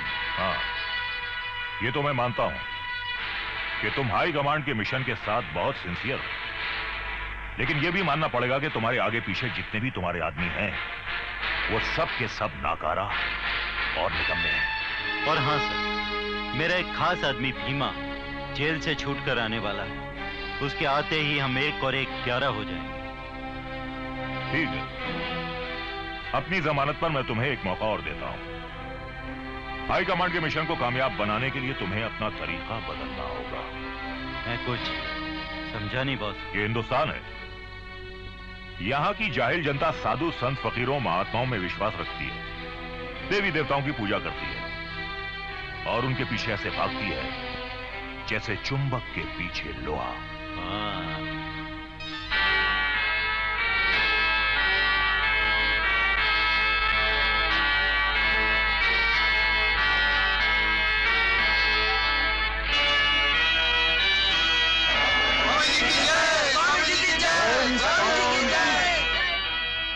शांत भक्तों, शांत। जय जयकार मेरी नहीं, उस परम पिता परमेश्वर की कहो जिसने हम सबको बनाया, आज मंदिरों और मस्जिदों के नाम पर दंगे हो रहे हैं। मैं पूछता हूं, क्या परमात्मा मंदिरों और मस्जिदों में सिमट के रह गया है? नहीं, वो तो कण कण में व्याप्त है, हमारे तुम्हारे हृदय में है। यदि आप परमात्मा से प्रेम करते हैं तो अपने बनाए मंदिरों और मस्जिदों के लिए उसके बनाए मनुष्यों का खून ना बहाए। उस महान चित्रकार की तस्वीरों को इस तरह ना मिटाए।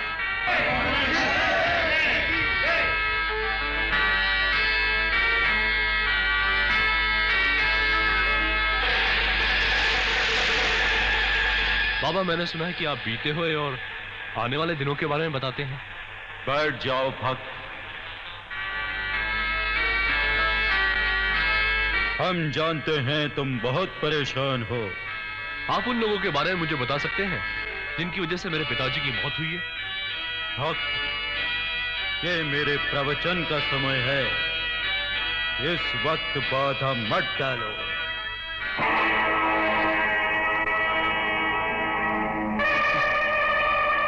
साफ कहिए ना बाबा, कि आपकी साधुता में बताने की ताकत नहीं।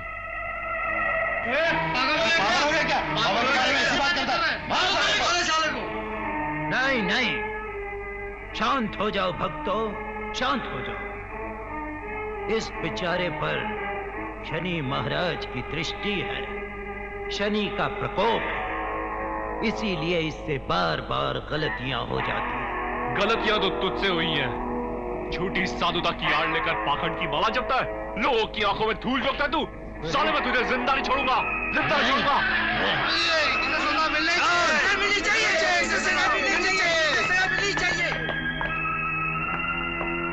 ले जाओ इसे और बाहर ले जाके छोड़ दो भाई। शनि महाराज इस पर दया करे। ले जाओ। नहीं भक्तों, नहीं, हमारा काम है क्षमा करना, सजा देना नहीं। ओम शांति, ओम शांति।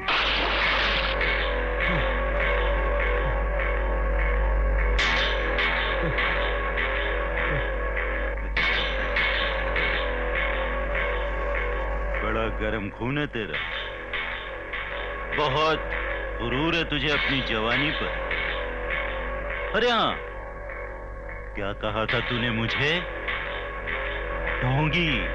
हाँ, ढोंगी कहा था। फिर से मुझे ढोंगी बोल, फरेबी बोल, मक्कार बोल। अरे बोलना, बोलता क्यों नहीं? तू जानना चाहता है तेरे बाप का खूनी कौन है? क्यों? तेरी प्रेमिका का खून किसने किया? अगर तू जानना चाहता है तो सिर्फ मैं बता सकता हूं, लेकिन नहीं, बिना तेरे तलवे जख्मी किए हुए तुझे मंजिल का मजा यूं ही नहीं लेने दूंगा। मैं अपने खून से तुम्हारे पांव धोऊंगा। बस एक बार मेरे बाप के कातिल का नाम बता देना।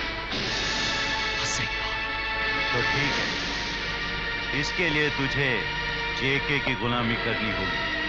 जेके? जेके, जेके। अब तुम्हारे 3 आदमी शमशेर सिंह के चहीते बनकर शमशेर सिंह के घर जाएंगे। वो शमशेर सिंह जो इस युग का पुलिस डिपार्टमेंट का युधिष्ठिर बना हुआ है। मैं धर्मपुत्र युधिष्ठिर तो नहीं हूं, मगर अपने देश के लिए अपनी खाल के जूते भी बना सकता हूं और दुश्मनों की खाल उतार भी सकता हूं। तुम लोग यहां आने से पहले ये क्यों भूल गए कि शमशेर सिंह की तीसरी आंख भी है, जिसकी रोशनी में दोस्तों और दुश्मनों को अच्छी तरह पहचानता है। रामजादो, मेरी वर्दी पर लगे तगमों को देखो, जिन्हें हासिल करने के लिए मैंने अपने जिस्म पर हजारों जख्म खाए हैं, सैकड़ों खून के दरिया पार किए हैं, और तुम मुझे धोखा देने आए हो? शमशेर सिंह को धोखा? और बता दो, मेरे तीनों चीते कहां हैं? जल्दी बतलाओ, वरना तुम्हारी सांसों की नली बंद कर दूंगा। उन आदमियों को बॉस ने मार डाला। बॉस कौन है हो हरामजादा? जेके। जेके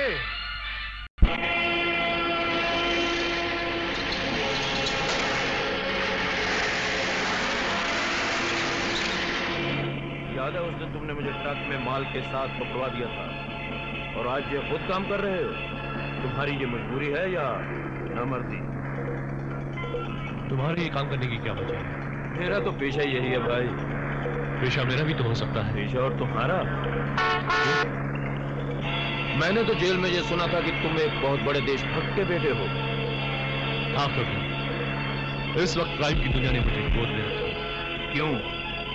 तुम्हारे देशभक्त बाप में तुझे पालने की ताकत नहीं थी, जो तुझे क्राइम के बादशाहों का तब तक पुत्र बना दिया? लगता है तुम सवाल जवाब के लिए नहीं, मेरा जख्म कुरेदने के लिए कर रहे हो। मैं ये सवाल तुम्हारे जख्म कुरेदने के लिए नहीं कर रहा हूँ, बल्कि उन जख्मों पर मरहम लगाने के लिए कर रहा हूँ जो तुमने मुझे जेल भिजवा कर दिए थे। इससे पहले कि हमें नए जख्म मिले, बेहतर होगा कि ये सवाल और जवाब हम यहीं खत्म कर दें।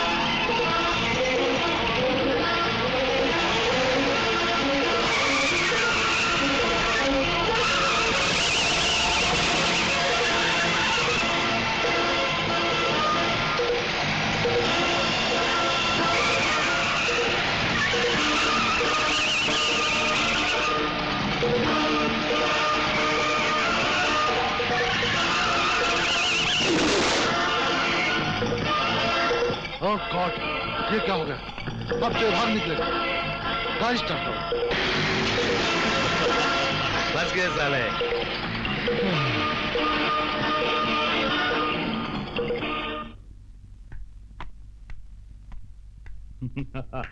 माल आ गया जेके सेठ।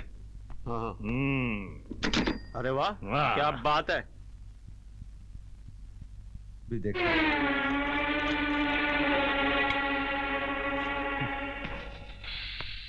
पुलिस की हिरासत से भागना, 2 कत्ल और स्मगलिंग, ये 3 इल्जाम तुम्हारे सर हैं, और सबूत हैं ये सिर्फ 2 तस्वीरें। डोंट वरी, जब तक तुम हमारे लिए काम करते रहोगे तब तक ये तस्वीरें पुलिस तक नहीं पहुंचेगी। हमें इन सबूतों से डराइए मत जेके साहब, हमारे गुनाह किसी सबूत के मोहताज नहीं। मैंने जो कुछ भी किया उसे पुलिस भी जानती है और कानून भी। लेकिन तुम शायद ये नहीं जानते कि तुम्हारे गुनाहों की सजा है सिर्फ मौत। मौत से बुज़दिल लोग डरा करते हैं जेके साहब, हम तो हर कदम मौत की कमर में हाथ डाल के चलते हैं। लेकिन मैं आपकी इस क्राइम की दुनिया में मौत से डर के नहीं, बल्कि ईमानदारी और देशभक्ति से तंग होकर आया, जिसने मुझे हर कदम ठोकरों, लालतों और जिल्लतों के सिवा कुछ भी नहीं दिया। वाह वाह वाह, क्या बात कही है तुमने। अरे भाई, इसी पर एक एक हो जाए। कहाँ हो भीम? हाँ हाँ, क्यों नहीं, सब रेडी है। लीजिए। और रतन? लो बॉस। ये लो, ये तुम्हारे लिए। This is for you. देखो, तुम्हें साहिल की जरूरत है और हमें कश्ती की। Cheers to that. चीयर्स। दूर हो जा मेरी नजरों से, मैं तेरी शक्ल भी देखना नहीं चाहती, मैं ऐसा सोच भी नहीं सकती। मैं इस वक्त अपनी सफाई में इसके अलावा और कुछ नहीं कर सकता माँ, कि तेरा खून सत्यनारायण का बेटा अपने देश के साथ कभी गद्दारी नहीं कर सकता।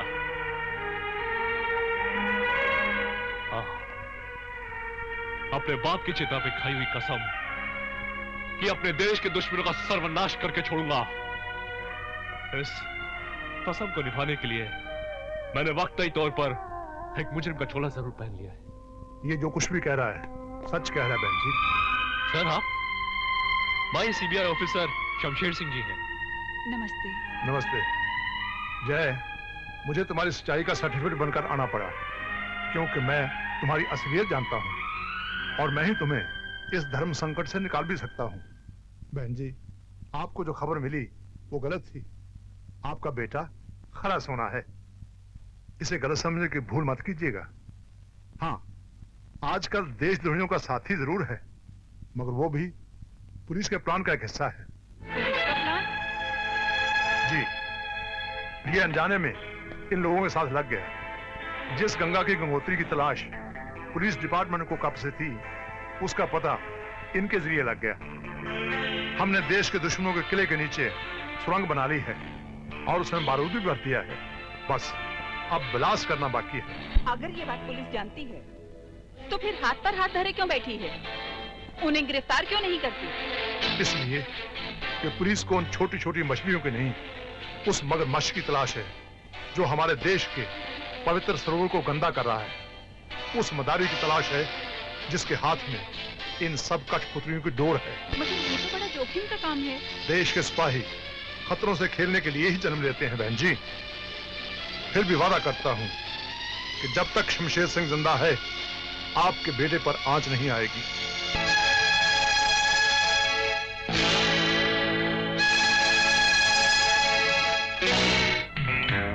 मान गए जेके साहब, आपके दिमाग की भी दाद देनी पड़ेगी। आपकी चाल ने उसे ऐसी जगह लाकर खड़ा कर दिया है जहां आगे कुआं है और पीछे खाई।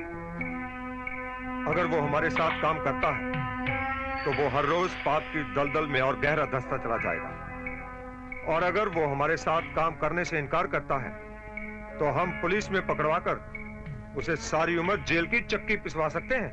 हाँ, इसे कहते हैं ऊंट का पहाड़ के नीचे आना। बहुत होशियारी मारता था। मैं तो कहता हूँ गधा है साला, अव्वल नंबर का गधा है वो। उल्लू,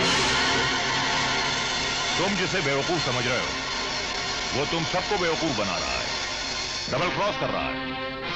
उसने माल से भरा ट्रक जो तुम तक पहुंचाया है वो भी शमशेर सिंह के प्लान का एक हिस्सा है।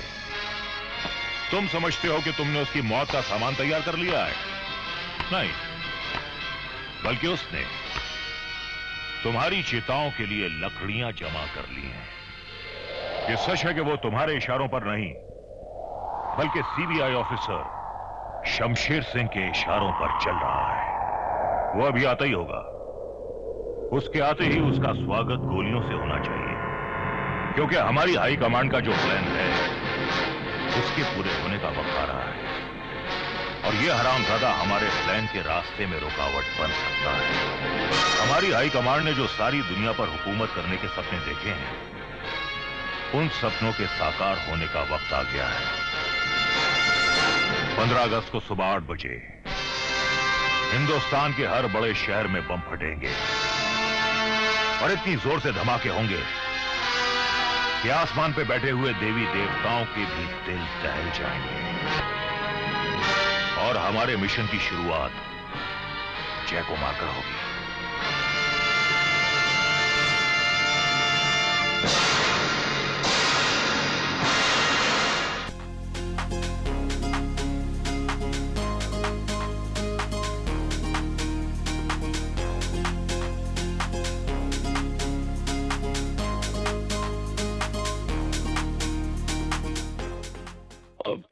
भैया कट ले जा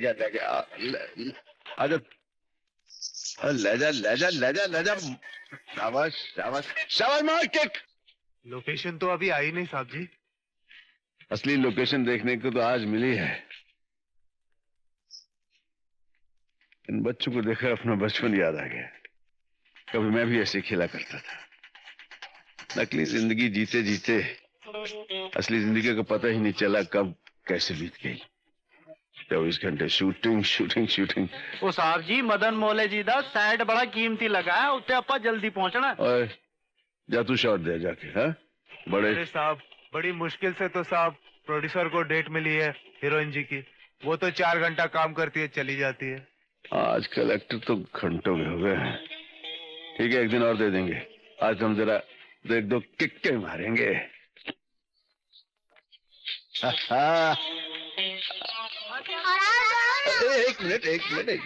एक मिनट यार, ऑटोग्राफ बाद में दूंगा, पहले मैं तुम लोगों के साथ फुटबॉल खेलूं। हाँ क्यों नहीं खेलूं? किसकी टीम में खेलूं? हमारी नहीं अंकल, हमारी। हाँ ठीक है, तुम्हारी टीम। चलो चलो शाबाश, चलो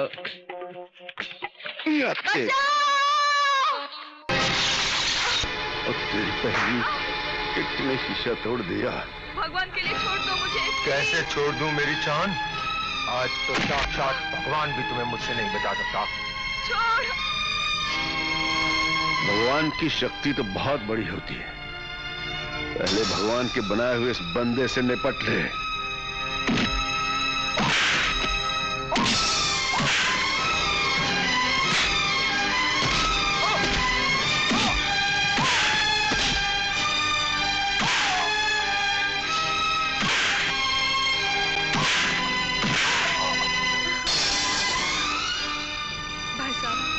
आपका ये एहसान मैं जिंदगी भर नहीं भूलूंगी। एहसान की क्या बात है बहन, मैंने अपना फर्ज निभाया है। इन कुत्तों से बच के रहना चाहिए। आओ मैं तुम्हें घर छोड़ देता हूं।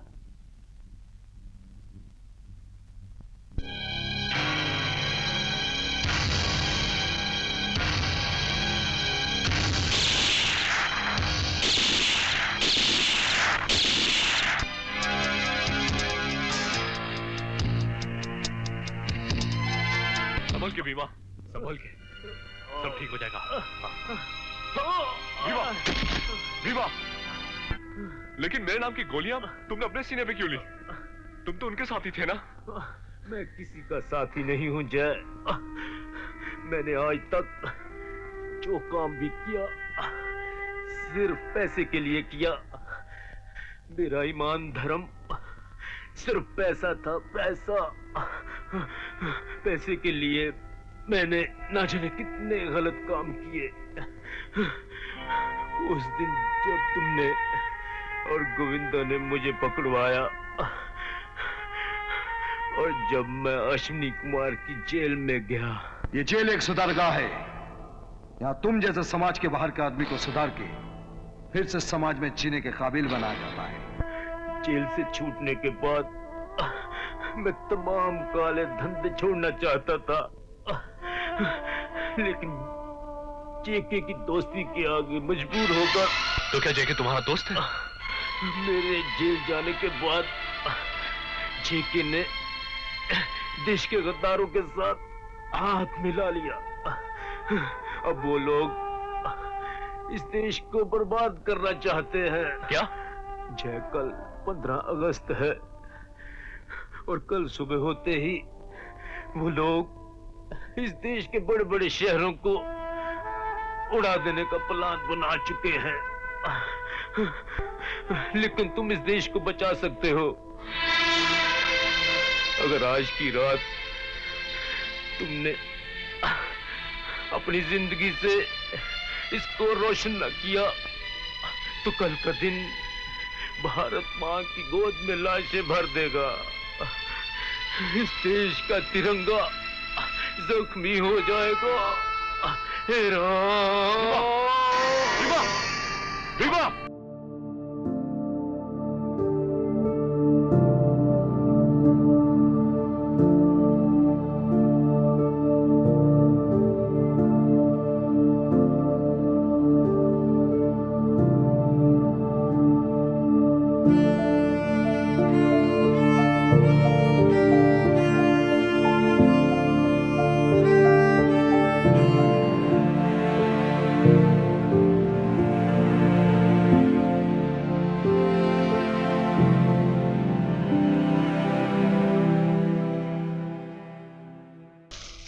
हमेशा मेरे सीने में जलती रहेगी।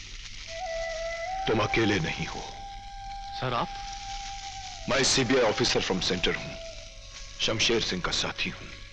आप जानते हैं कि देश के दुश्मनों ने? हाँ मैं सब सुन चुका हूं, मगर याद रखो हमारा देश कोई मिट्टी का खिलौना नहीं जो मामूली सी ठोकर से टूट जाए। न ही ये रेत पे लिखी कोई इबारत है जिसे समुद्र की कोई भी लहर आकर मिटा दे।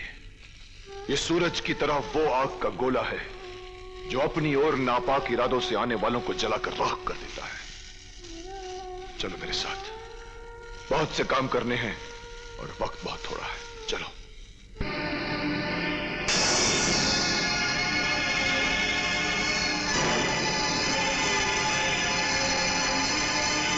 साथियों, बड़े खुशनसीब हो तुम लोग क्या आज अपने हाई कमांड को अपनी आंखों से अपने बीच ये देख रहे हो।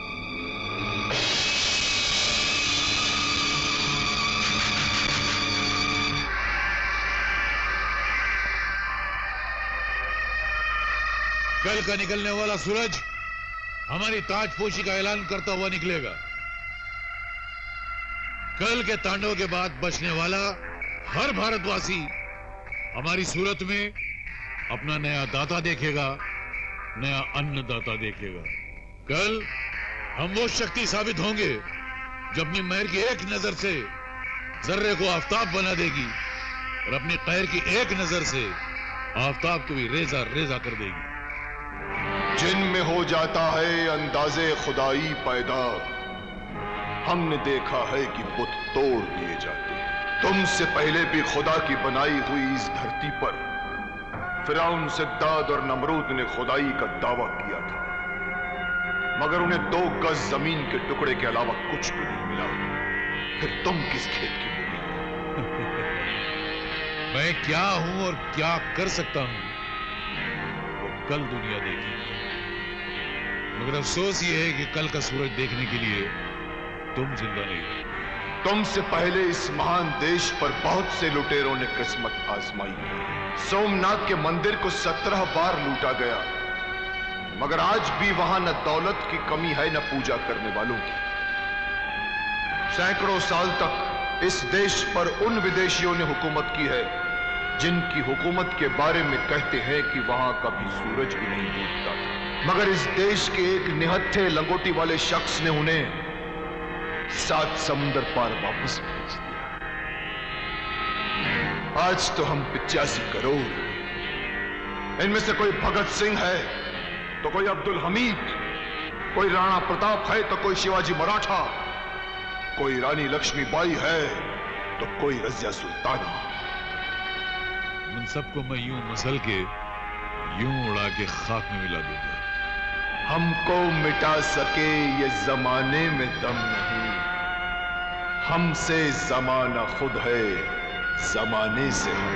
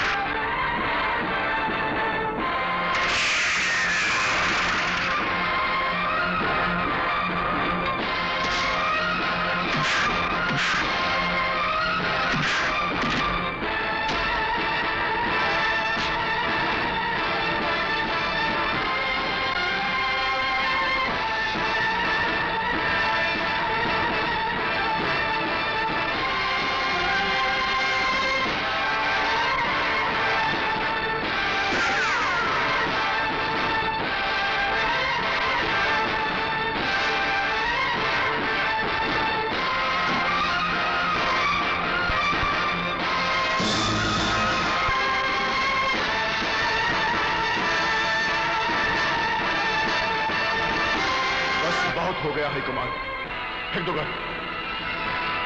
बहुत दिनों से पुलिस को तुम्हारी तलाश थी। चलो सरकारी घर।